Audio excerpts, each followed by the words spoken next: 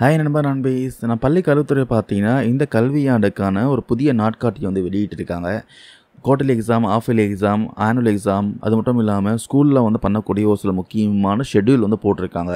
கண்டிப்பாக ஸ்கூல் ஸ்டூடெண்ட்ஸ்க்கு, பேரண்ட்ஸ்க்கு யூஸ்ஃபுல்லாக இருக்கும். இந்த வீடியோவை மிஸ் பண்ணாமல் ஸ்கிப் பண்ணாமல் ஃபுல்லாக பாருங்கள். நம்ம தமிழ்நாட்டில் கோடை விடுமுறைக்கு அப்புறமா ஸ்கூல்ஸ்லாம் வந்து ஜூன் 2 ஓப்பன் பண்ணிட்டாங்க. ஸ்டூடெண்ட்ஸ்லாம் பார்த்தீங்கன்னா 6 மாதம் ஸ்கூலுக்கு போயிட்டு வராங்க. இந்த 2025-26 கல்வியாண்டுக்கான நாட்காட்டி வந்து வெளியிட்டிருக்கு. இதில் முக்கியமான அம்சங்கள் பற்றி பார்க்கலாம். கண்டிப்பாக வாரத்தில் பார்த்தீங்கன்னா 2 விளையாட்டு வகுப்புகள் பிடி பீரியட் ஒதுக்கப்பட வேண்டும்னு சொல்கிறாங்க. பிசிக்கல் எஜுகேஷன் கண்டிப்பாக இருக்கணும்னு சொல்கிறாங்க. ஒவ்வொரு ஸ்கூல்லையும் அந்த பிடி பீரியடில் எந்த ஒரு கிளாஸும் எந்த ஒரு சப்ஜெக்ட் கிளாஸும் நடத்தக்கூடாதுன்னு சொல்கிறாங்க. அதுக்கப்புறம் ஃபஸ்ட் ஸ்டாண்டர்ட்லேருந்து 5th ஸ்டாண்டர்ட் ஸ்டூடெண்ட்ஸ்க்கு நன்னெறி வகுப்பாக கூட புதுசாக பார்த்தீங்கன்னா இந்த easy maths, easy English, fun with maths இந்த கிளாஸ்லாம் கண்டிப்பாக நடத்தப்பட வேண்டும் போட்டிருக்காங்க.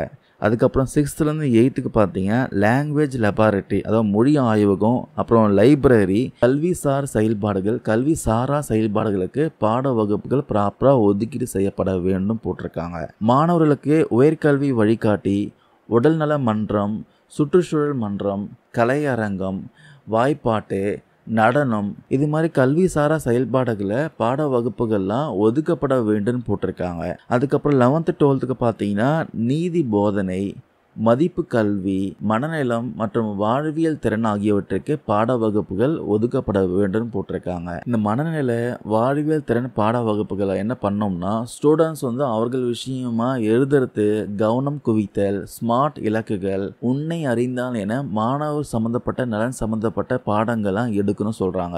இந்த 2025-26 கல்வியாண்டில் பார்த்தீங்கன்னா மொத்த வேலை நாட்கள் 210 போட்டிருக்காங்க. எல்லா சனி ஞாயிறும் விடுமுறை கொடுத்துருக்காங்க. செப்டம்பர் 18 செப்டம்பர் 26 வரைக்கும் குவார்ட்டர்லி எக்ஸாம் நடைபெறும். செப்டம்பர் 27 அக்டோபர் 5 வரைக்கும் பார்த்தீங்கன்னா 9 நாட்கள் காலாண்டு விடுமுறை கொடுக்குறாங்க. காலாண்டு விடுமுறையில் பார்த்தீங்கன்னா இந்த ஆயுத பூஜை, விஜயதசமி, அதுக்கப்புறம் காந்தி ஜெயந்தி இதெல்லாம் அடங்கும். அதுக்கப்புறம் டிசம்பர் 15 முதல் டிசம்பர் 23 வரைக்கும் ஆஃப் இயர்லி எக்ஸாம் நடைபெறும்.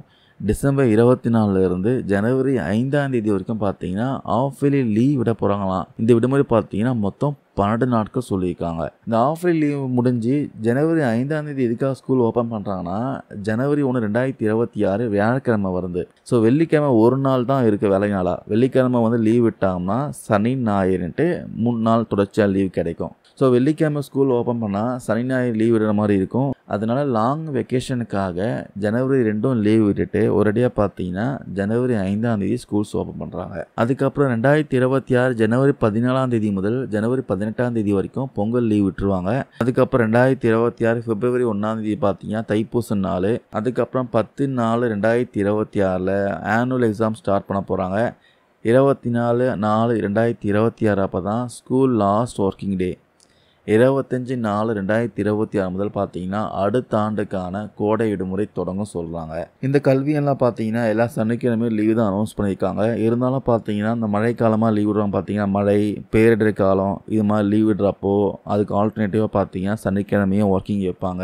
இந்த பதிவில் நான் கொடுத்த அப்டேட் வந்து யூஸ்ஃபுல்லாக இருக்கும்னு நினைக்கிறேன். இது பற்றி உங்களுடைய கருத்துக்கள், டவுட் தான் இருந்தால் கமெண்ட் பண்ணுங்கள். தேங்க்யூ நண்பா நண்பீஸ்.